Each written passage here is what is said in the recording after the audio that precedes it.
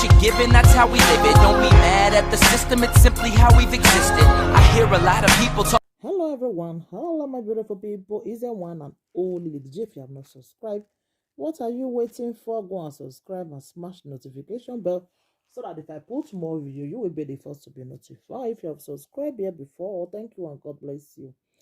My Mbonga people, today topic now about some kidnapper wey go Mercy Land. Say they want, una know say as this Christmas they come now, many of our youth they want go dey rob, say they want get money, they want go dey rob people, they want they go different places, go dey rob, you know. So now God can't expose them for this one, my people. Now wow, for our Africa people, oh, I don't know money where they look for. So till una don't do not una come say na church no one for come do the main one. Like seriously? Like are you people kidding me right now? Eh? They can't come church, oh, now God can't expose them, oh, my people, oh. God expose them, oh. They be one come church, make they come rob. Now God can say, for where? Where the one for the apple? Now God expose them, my people. Eh? Now some people be for this life. So after another kidnap, but go to na church, for go do the main one. Are you people kidding me? Could don't believe say as they reach the church, they reach there now, they can't they confused on their own.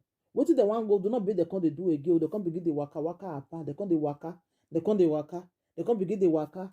They say they don't know what to come over them again. They begin the waka. As they waka na they can't catch them. Say what you wanna they look for here? They say now they begin they confess, so God don't arrest them. They begin come they confess, so see what they want can do for a motor Mercy Land church. See what they want can do for there. So God they're not gonna fit do am again. God can finally expose them. They begin come they confess, so say see their plan when they be come there before. Like seriously, are you kidding me? So una be one come do the kidnapping, e no come work for una again. Hey, my people, see matter, see wetin dem wan come do o. God come finally expose them. Na wow, my people, oh, na wow for wire road, oh. Na wow for wetin dey happen for this world. You mean say na wetin una plan before be one come church. Una don do for outside, no reach una. Una come say na church, they wan come do touch and follow. The jazz, the ogume wey they bring, everything not come work for them again. My people, oh. Now I say I come tell you now. More una see wetin dey happen for Naija now. More una see wetin dey happen for this Mercy Land church. So now be this one, if you try Mercy Land, now no say that man they read the work. Una no say that man they see well. Una wan go there, una be go try am. Na God take expose una so. Now so one time we be say TB Joshua too. Now so people come there with gun. No. Now God say the as TB Joshua just dey pray. Now God you tell and say 2 people dey here. They be highway robber. They carry gun follow body. Now TB Joshua can't see their plan. See what they be do that time. Now why for now? Not the one not they do. Not the one not they do these people. Una go just begin they carry they carry gun, they follow everywhere they go. So then I ask of God again, now una want come do am. I don't understand people. More na listen, my darling people. November 2020, while the man of God, Senior Prophet Jeremiah Motofufein, was ministering in the main auditorium of the church. Shortly after the sermon, information got to us from the entrance gate security post on how some boys were apprehended and their quest to kidnap children from the church for money ritual. Another year. My name is Joseph Andaibi, the Chief Security Officer, Christ Mercy Land. On today being the service day, we've come across these 3 boys. Though they say they are 4 in number, they came in respect of kidnapping children. They are fond of doing that. And the leader among them is not with them right now. It's at large, which they said is the leader that introduced them in times of kidnapping with a charm on their hands, that if they use that charm to touch any baby, the baby will obey. Whatever they say, the baby will obey. So that is why they are here. So in the process, we saw them moving around the church premises. So I think it looked like suspects. So we have to confront them and say, what is your mission here? What are you doing? Una dey see matter. Una dey see wetin dem wan come do for church, my people. Na wow, not where Musa no go see for gate. So that we wan just come church, come do jazz, begin dey kidnap children, begin dey use touch your this thing, take carry children. So that we wan go use them take do ogume, so that una come dey get money. Hey, my people, oh. Nothing wey no go happen for that Africa, oh. Nothing wey we no go hear for that Nigeria, oh. Una dey see their plan, see plan wey dem be take come before. God no come gree for una. God no gree, oh, my people, oh. Just see this one now wey me come every year join am. So na we wan just come use children take do ogume. But it not come work. So una don't do for outside. They not reach una come say the house of God though. Una no dey even dey respect our God again. Una no dey respect us house of God again. Now just for una just to dey go different appear.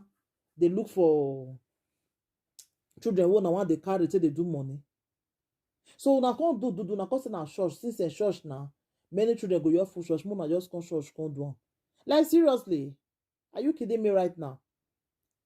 Just see them most small boys of now. This baby say work, no one let them work. They look for fast money everywhere. They go fast money everywhere. Just see the way God now take expose una now. You see the way God take expose una. Now wow. One can do touch your toe. Now God can say no, say like say that one no go work. Now God say expose them so. Because we not fit do that kind of thing for church now. We not go fit do it for house of God. Now what for people low?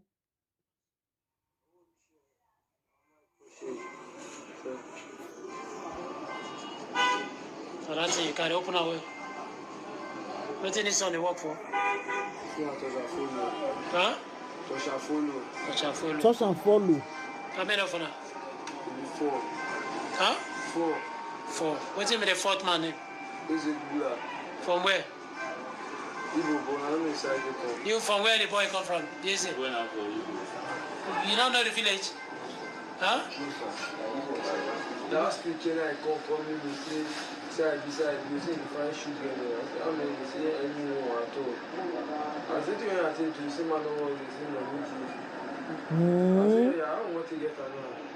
He said, man no worry, say I want progress in your week. See me the conscious. Yeah, I found out that because now this Sunday, then the day I say waka because okay. So now he come back to the morning. Like the negotiation, everything. I mean, I don't really tell this guy because some of them say so to one happen. So that money matter because so okay, see the math and money. Today, the money I just come, I got this thing follow but this one. Say, my way, say people are follow talk, say we follow us once. Say we go for, say money deals, say nothing they happen, say we go for, they be a good.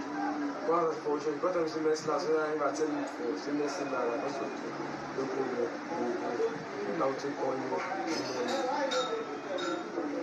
How much you can say one give another? 200,000 I say one give us. Where are they negotiate this one? I can say. A joint. My people, now so the video reach you. I know I made the video too long. I have to end the video right now because the thing is very, very annoying. Say they want conscious when they can't carry children, when they make they touch them, the children go just follow them. Now God can arrest them. My people, more watch more because things they happen. No. So my darling people, I have to end this video now. Thank you everybody. Take care. Thank you for watching. Thank you for subscribing for me, and you can leave your opinion for the comment section. Thank you. Bye.